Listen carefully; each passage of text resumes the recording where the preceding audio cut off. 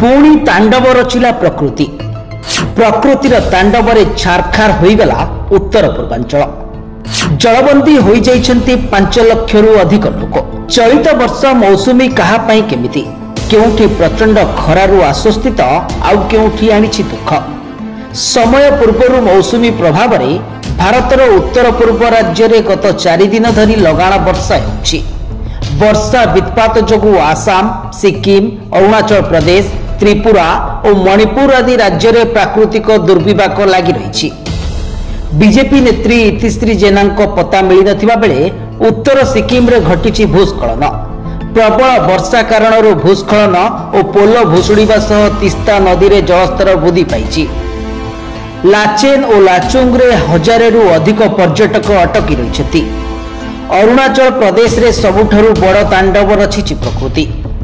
विश्वर सबुठारु बेसी वर्षा अरुणाचल प्रदेश रे होइतिबा देखा जाइछि।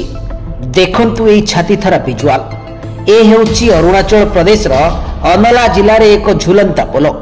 पर्वतरु खसुछि तीव्र बेगरे वर्षा जल। सेपटे एही झुलंता पोल रे जीवन सह संघर्ष करी पार हेउचंती जणे बासिंदा।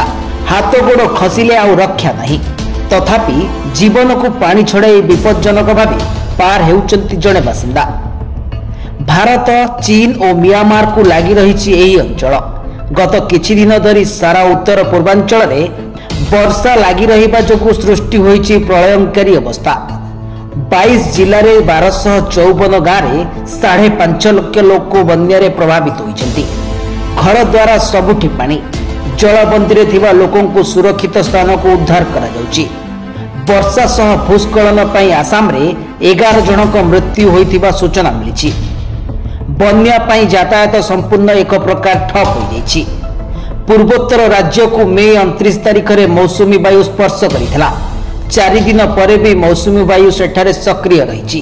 प्रभाव रे मणिपुर, आसाम, अरुणाचल प्रदेश, त्रिपुरा, मेघालय, मिजोरम और सिक्किम रे वर्षा वित्पात जारी रहिछि। उद्धार कार्य रे एनडीआरएफ, एसडीआरएफ सह वायुसेना और स्थल सेना नियोजित अछंती। ब्यूरो रिपोर्ट, सर्वसाधारण न्यूज।